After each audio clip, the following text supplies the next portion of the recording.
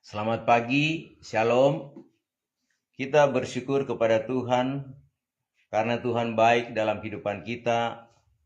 Kebaikan Tuhan ya nyata bagi kita tatkala kita masih ada, kita hidup bergerak bernafas, bahkan kita ada di hadirat Tuhan. Ya.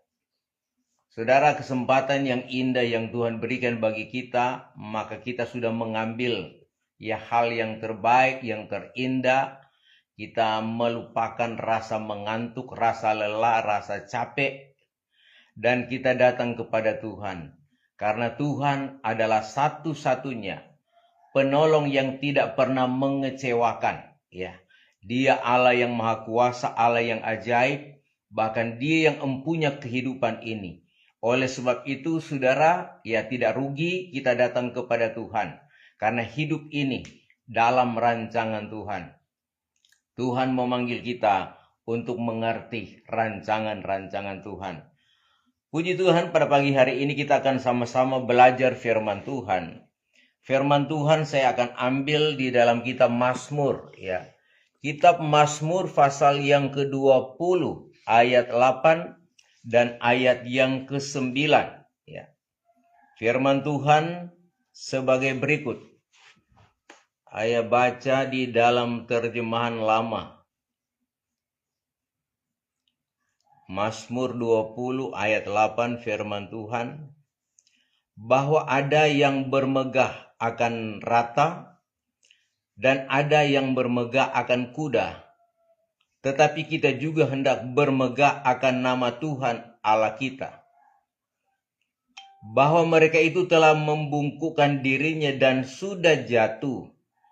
Tetapi kita ini telah berbangkit dan tinggal berdiri. Ya, puji Tuhan, saudara, 2 ayat saja. Ini ya saudara, kalau kita memperhatikan, ini adalah merupakan suratan daripada Raja Daud, ya.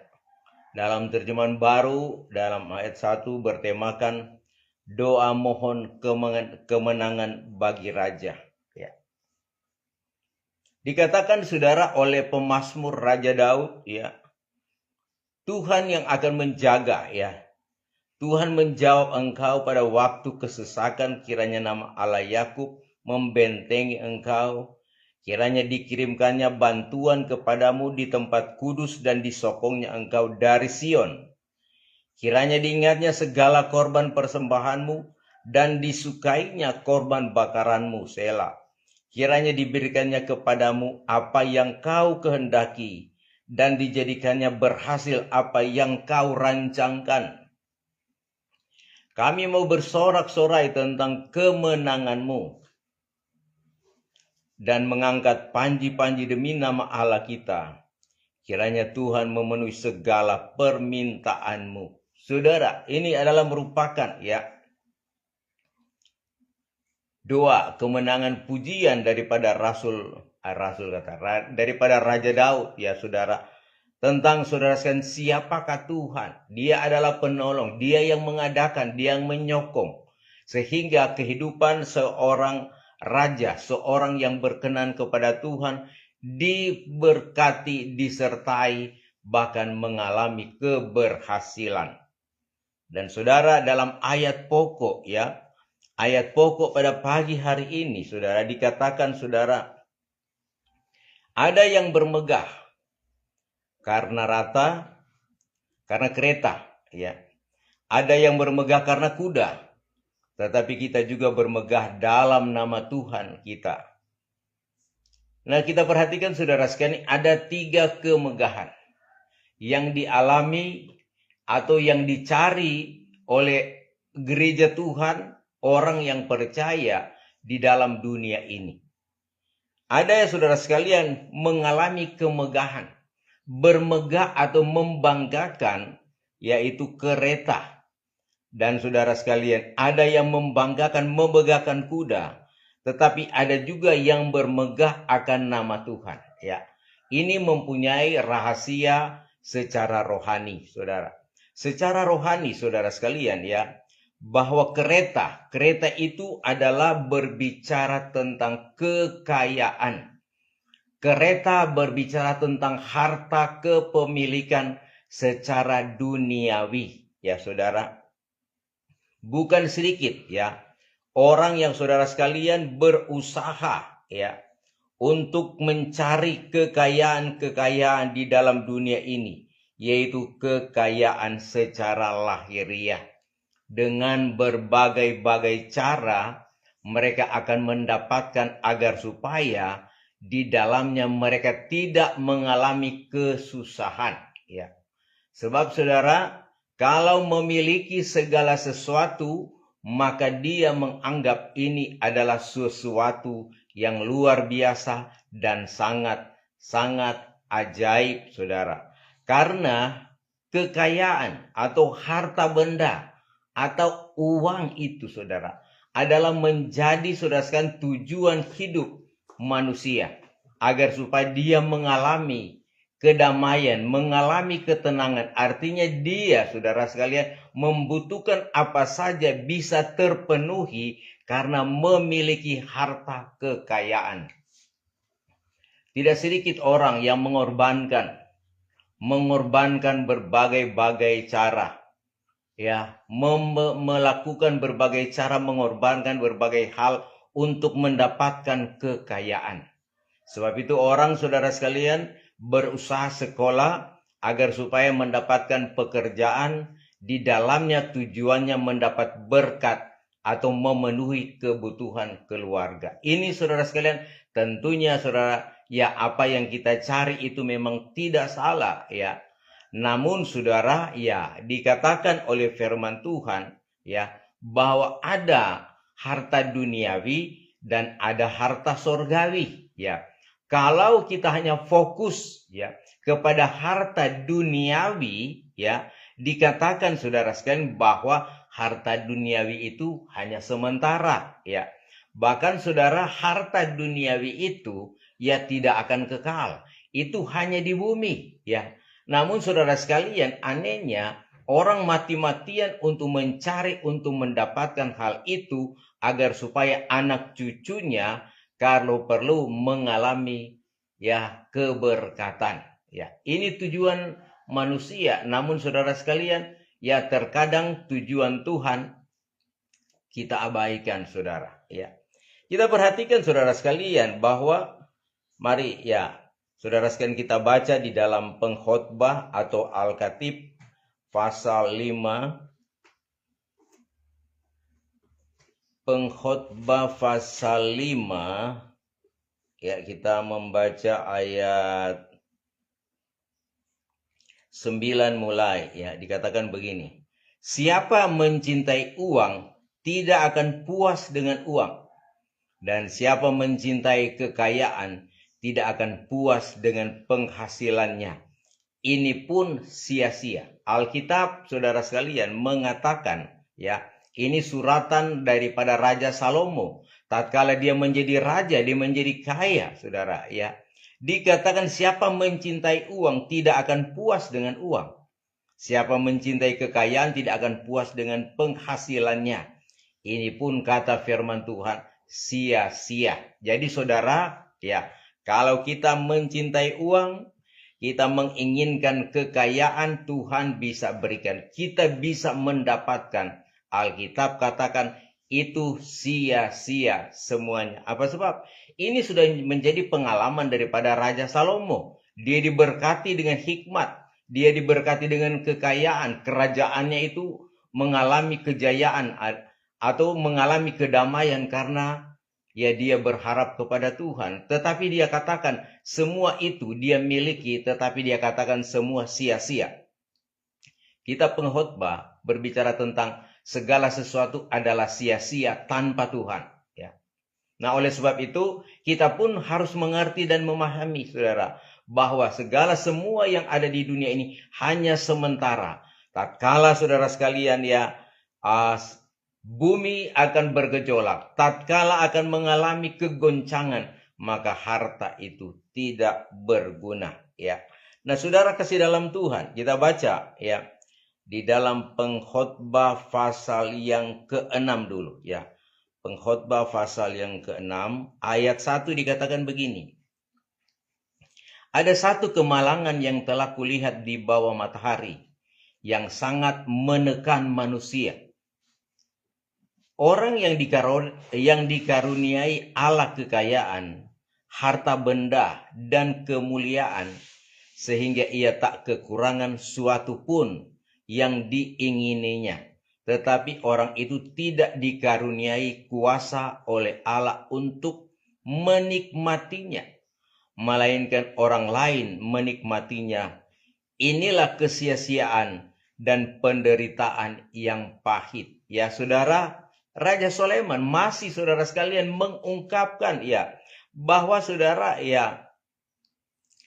kemalangan yang terjadi atau kesusahan yang dialami oleh umat manusia di dalam dunia, yaitu ada orang yang dikaruniai Allah kekayaan, harta benda, dan kemuliaan. Dia tidak berkekurangan satu apapun yang diinginnya. Tetapi orang itu tidak dikaruniai kuasa oleh Allah untuk menikmatinya, melainkan orang lain menikmatinya. Ini adalah suatu kesia-siaan. Contoh saudara, kalau seorang pejabat, seorang yang kaya, dia memiliki segala sesuatu, mau uang oke, punya simpanan, triliunan, punya rumah yang banyak, punya keluarga, Namun Alkitab mengatakan dia dikaruniai dengan berbagai-bagai fasilitas kebutuhan, tetapi dia tidak dikaruniakan untuk menikmatinya, tetapi orang lain menikmatinya. Contoh saudara sekalian, kalau seseorang memiliki beberapa tempat, beberapa rumah, punya rumah yang banyak saudara, tetapi jadi pertanyaan, apakah dia bisa tinggal di semua rumah yang dia miliki? Mungkin dia punya rumah di Jawa, dia punya rumah di Sumatera, dia punya rumah di Papua, dia punya rumah di Sulawesi, Kalimantan, bahkan di luar negeri dia punya rumah, saudara. Jadi pertanyaan, apakah dia bisa tinggal? Pasti saudara sekalian, dia akan saudara sekalian tinggal hanya di satu tempat. Dan ini dikatakan, siapa yang tinggal di sana? Itu adalah pembantu-pembantu. Orang-orang yang disuruh untuk jaga, tetapi di samping menjaga, pembantu-pembantu ini atau buruh ini diberi gaji, diberi upah. Nah, ini dikatakan oleh firman Tuhan, justru kaum buruh atau pembantu, orang kerja yang menikmati kekayaan yang dimiliki oleh seorang miliarder atau orang bos atau pejabat, saudara. Nah, ini saudara, Alkitab bilang sia-sia, saudara. Dan ada juga seseorang diberkati berkelimpahan, kemudian membiarkan anak-anaknya tidak mengenal, tidak memiliki hikmat, tidak mengenal Tuhan, Tatkala bapaknya meninggal, maka anak-anak itu mendapatkan harta warisan tetapi hilang dalam sekejap sebab tidak dapat di-manage dengan baik. Anak-anak tidak dapat mengatur dengan segala baik. Akhirnya saudara, lenyap begitu saja. Ini dikatakan oleh firman Tuhan sia-sia. Tetapi memang saudara, ada juga menganggap bahwa harta itu adalah merupakan benteng. Itu adalah merupakan perlindungan. Namun harta tidak akan menyelamatkan kita, saudara. Kita membaca saudara sekalian dalam Amsal Sulaiman juga pasal 11, Amsal 11 ayat yang keempat.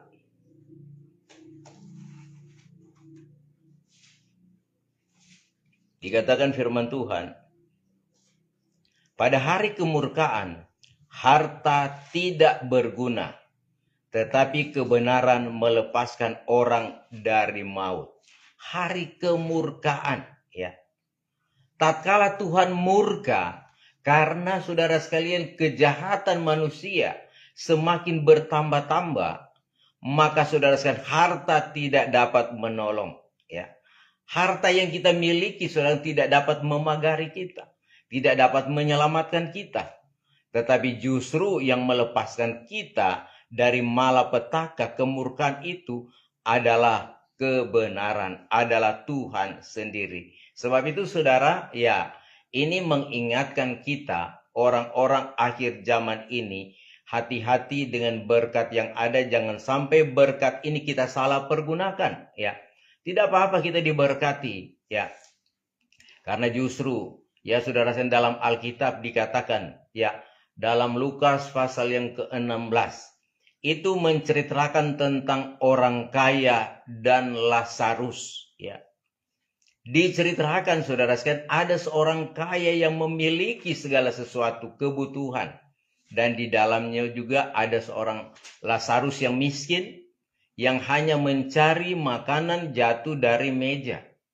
Memang saudara, ya, orang kaya ini terkadang ada makanan yang masih bagus, ya terkadang sudah dibuang, diberikan kepada binatang, kepada anjing, pada ayam, ya. Tetapi ada Lazarus yang siap sedia untuk, ya, menyantap itu. Ya, kami juga pernah mengalami hal yang demikian tatkala ditugaskan oleh perusahaan untuk melayani tamu, mengantar mereka ke rumah makan yang luar biasa, yang, ya, tetapi di sana juga, ya saudara sekalian, karena pejabat-pejabat yang hadir, sehingga makanan yang disajikan adalah makanan-makanan yang mahal, yang enak, bahkan berkelimpahan. Tapi ternyata yang mereka makan itu hanya sekedar saja, saudara, ya. Mungkin karena orang kaya sudah mungkin masih kenyang, atau saudara sekalian karena mungkin pikiran tidak bisa makan kenyang, sehingga yang tersisa itu banyak. Bahkan ada makanan yang tidak tersentuh, ya. Dan saudara, kalau itu saudara sekalian tertinggal, ya tentunya akan dibuang. Nah, banyak orang yang menikmati sisanya. Dan ini saudara sekalian menjadi keuntungan bagi yang saudara sekalian dikaruniakan oleh Tuhan, ya. Seperti Lazarus, ya. Dia menikmati sisa-sisa, tetapi pada akhirnya, ya, dua-dua mati, ya. Lazarus di pangkuan Ibrahim, kemudian orang kaya langsung masuk pada penderitaan, siksa, saudara sekalian, dalam api neraka. Dalam kesiksaan itu, saudara, kita melihat di sini, ya, bahwa si orang kaya ini masih berkata kepada Bapak Ibrahim, suruhkanlah Lazarus itu tangannya basahkan di air, kemudian celupkan, mulut saya ini terlalu panas dan kering di sini, ya. Bapak Ibrahim katakan, tidak bisa lagi, ya, engkau di sana, Lazarus di sini, ya, karena ada jurang pemisah, ya. Namun saudara, diingatkan juga oleh orang kaya ini, ya, dia masih berpikir, di bumi masih ada saya punya saudara. Ya, katakan kepada Lazarus, sampaikan kepada saudara-saudaranya, agar supaya jangan mereka masuk di tempat yang siksa ini, penderitaan, ya. Bapak Ibrahim berkata, tidak perlu orang mati bangkit untuk menyampaikan supaya mereka bertobat datang kepada Tuhan. Karena di sana sudah ada Alkitab, di sana ada hamba-hamba Tuhan, di sana ada kebenaran. Kalau mereka mau percaya, mereka akan percaya dan lakukan supaya mereka bisa selamat seperti Lazarus. Tetapi kalau mereka tidak percaya, meskipun orang mati bangkit memberitakan, mereka tidak akan percaya. Memang kenyataan betul, saudara kasih dalam Tuhan. Kita melihat bahwa Tuhan Yesus satu-satunya anak Allah yang dikorbankan untuk menebus dosa kita. Dia sudah dikorbankan, sudah mati, ya. Dia bangkit, kemudian dia naik ke sorga. Masih banyak orang tidak percaya. Terkadang kita pun yang beribadah kepada Tuhan tidak percaya, ya saudara sekalian. Artinya, saudara, dalam hal ini tidak percaya, tidak mau fokus atau mengerti apa maksud Tuhan dalam penebusan, pengorbanan ini. Banyak orang percaya hanya seada-adanya, saudara sekalian. Datang di ibadah seada-adanya. Tatkala dia sudah diberkati, maka dia sudah menjadi tenang, tidak lagi berdoa, saudara. Atau berdoa hanya seada-adanya, tidak lagi bersungguh-sungguh. Nah, inilah yang dimintakan oleh Tuhan, saudara, agar supaya dalam kita beribadah kepada Tuhan, selagi masih kita diberikan waktu, kesempatan untuk cari Tuhan, Mari kita cari Tuhan, ya. Beribadah sungguh-sungguh, melakukan firman Tuhan. Karena saudara dengan perbuatan yang baik, lewat kebenaran firman Tuhan, hukum-hukum Tuhan kita lakukan, kita akan memiliki kehidupan yang kekal bersama Bapak Ibrahim, ya saudara sekalian. Ini saudara sekalian merupakan firman yang mengingatkan kita bahwa saudara memang dikatakan bahwa di mana hartamu berada, di situ pikiranmu. Benar, saudara, ya. Di mana kita menyimpan harta, pikiran kita di situ. Kalau saudara kita menyimpan uang di bank, maka pikiran kita ada di situ, ya. Tatkala saudara sekalian, ya, bank mengalami krisis, ya, likuidasi ditutup, maka uang kita pasti akan hilang, saudara, ya. Jadi saudara sekalian, kalau kita mengumpulkan harta di bumi, maka pikiran kita pasti ada di bumi, ya. Tetapi saudara sekalian, firman Tuhan katakan, kumpulkanlah hartamu di sorga.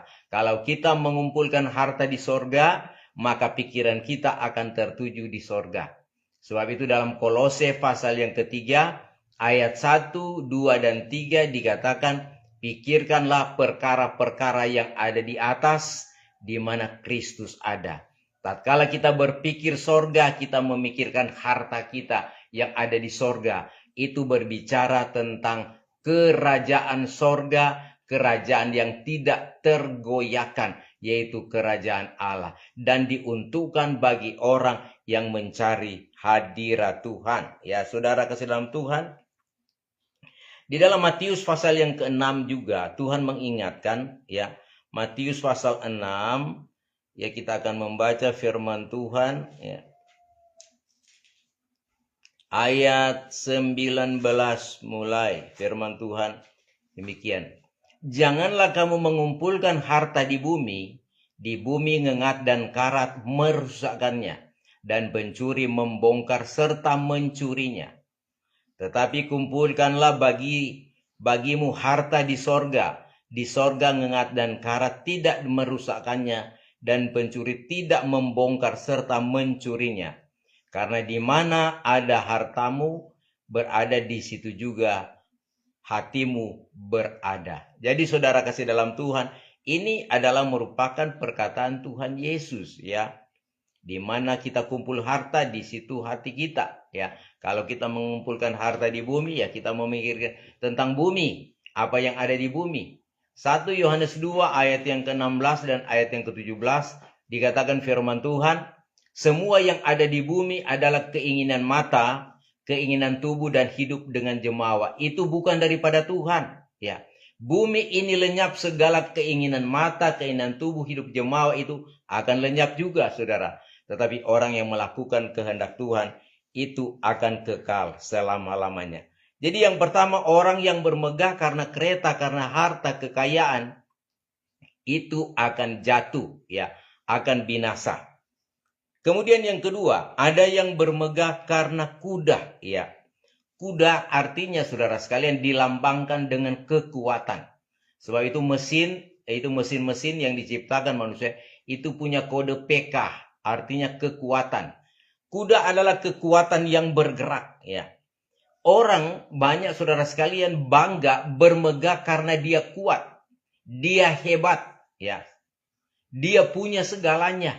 Dia pemimpin, dia pengatur, ya, dia bos, ya, sehingga dia mengalami apa yang dia katakan, segala sesuatu bisa dia atur. Bangga punya kekuatan, saudara kasih dalam Tuhan, ya. Tetapi saudara sekalian, ya dikatakan, ya, oleh Nabi Yeremia pasal 17 ayat yang ke-5 dikatakan, terkutuklah orang yang mengandalkan manusia dan yang mengandalkan kekuatannya sendiri, hatinya jauh daripada Tuhan. Jadi mengandalkan kekuatan itu sia-sia, saudara. Karena kekuatan yang kita miliki juga, ya, kita akan mengalami kelemahan. Bahkan saudara, ya, dikatakan bahwa orang-orang taruna, perwira sekalipun, orang yang kuat, gagah saudara sekalian, ya, dia tidak akan bisa bertahan menghadapi tantangan dan pergumulan yang ada di dunia ini. Karena manusia itu memang terbatas, ya. Manusia itu tidak kuat, saudara. Oleh sebab itu, ya, mari kita mengandalkan Tuhan, ya, saudara. Matius pasal yang ke-6 ya. Matius 6 ayat yang ke-27 dikatakan ya. Mari kita baca. Matius 6 ayat 27 firman Tuhan demikian. Siapakah di antara kamu yang karena kekhawatirannya dapat menambahkan sehasta saja daripada jalan hidupnya? Jadi saudara sekalian, kekuatan manusia sekuat apapun dia tidak dapat menambahi hidupnya, umurnya satu hasta pun ya saudara. Jadi kekuatan manusia itu sangat terbatas ya. Sekuat-kuatnya Daud bisa mengalahkan Goliat, Daud pun punya keterbatasan ya. Sekuat-kuatnya Simpson ya untuk mengalahkan musuh-musuhnya, Simpson juga ya punya keterbatasan. Akhirnya saudara, dia mengalami kelemahan. Jadi sehebat-hebatnya manusia saudara sekalian, satu kali kelak dia akan runtuh ya. Dia akan jatuh menjadi lemah saudara sekalian, kemudian tidak berdaya. Jadi apalah artinya kekuatan? Apa artinya kepemimpinan? Apa artinya saudara sekalian power yang kita miliki kalau kita tidak mengandalkan Tuhan ya? Karena saudara sekalian ini semua hal-hal yang terjadi yang dialami oleh umat manusia ya saudara sekalian. Karena Tuhan berkata di dalam 1 Korintus pasal 1 ayat yang ke-27 ya. 1 Korintus 1 ayat 27 firman Tuhan. Tetapi apa yang bodoh bagi dunia dipilih Allah untuk memalukan orang-orang yang berhikmat. Dan apa yang lemah bagi dunia dipilih Allah untuk memalukan apa yang kuat. Jadi saudara, orang yang lemah sekalipun kalau Tuhan yang mengangkat, dia akan mempermalukan orang yang kuat, orang yang gagah saudara. Semua karena kekuatan ilahi, kekuatan Tuhan saudara. Sebab itu saudara, dalam keadaan yang demikian, siapapun kita, mungkin kita adalah pejabat atau mungkin mantan pejabat, kuncinya saudara, tanpa Tuhan kita akan binasa. Tanpa Tuhan kekuatan power kita, kepemimpinan kita tidak ada artinya. Sebab itu jangan bangga jadi pimpinan, tetapi banggalah jadi pimpinan kemudian mengandalkan Tuhan ya. Banggalah kalau kita memiliki segala apa yang menjadi kebutuhan kita saudara sekalian ya. Nah saudara kasih dalam Tuhan ya, di dalam 1 Tawarik pasal yang ke-16 ya, kita akan membaca lagi firman Tuhan. 1 Tawarik pasal yang ke-16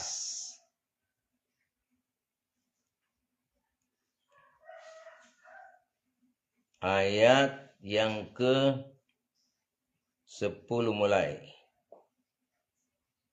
Firman Tuhan ya. Bermegahlah dalam namanya yang kudus. Biarlah bersuka hati orang-orang yang mencari Tuhan. Carilah Tuhan dan kekuatannya, carilah wajahnya selalu. Ingatlah perbuatan-perbuatan ajaib yang dilakukannya, mujizat-mujizatnya dan penghukuman-penghukuman yang diucapkannya.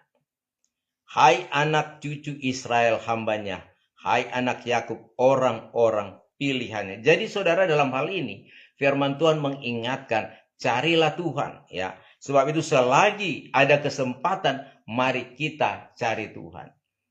Kemudian dikatakan saudara sekalian ya, ada yang bermegah akan nama Tuhan ya. Orang yang bermegah akan nama Tuhan artinya dalam hidupnya dia memiliki Tuhan, dia percaya kepada Tuhan, mengikuti hukum-hukum Tuhan, dan orang itu mengalami segalanya. Dia mengalami damai sejahtera. Meskipun ya saudara, sebagai orang pilihan Tuhan, orang yang dipakai oleh Tuhan, dia dibenarkan oleh Tuhan. Terkadang saudara, orang yang dipakai oleh Tuhan, dia tidak memiliki segalanya. Soal harta dia terbatas ya. Soal kekuatan dia pun terbatas. Tetapi tatkala dia memiliki Tuhan, maka saudara sekalian, segala yang dia kerjakan Tuhan buat berhasil. Dia diberkati, keluarganya diberkati, dilindungi. Dia memiliki, meskipun hanya titipan, hanya pinjaman, Tuhan memberi pinjaman. Ya, rumah tempat tinggal, Tuhan memberi pinjaman, kendaraan untuk dipakai dalam kehidupan. Tuhan memberi pinjaman, nafas hidup, saudara, adalah pinjaman Tuhan. Bahkan saudara, orang-orang yang mengandalkan Tuhan, dia tetap berdiri tegak menghadapi pergumulan-pergumulan, permasalahan yang ada di dalam dunia. Sebab itu saudara, orang yang mencari Tuhan, ya, dia akan hidup tenang. Raja Daud, ya, pengalamannya, dia katakan saudara sekalian, ya, betapa bahagianya apabila dia bisa tinggal di dalam rumah Tuhan, ya.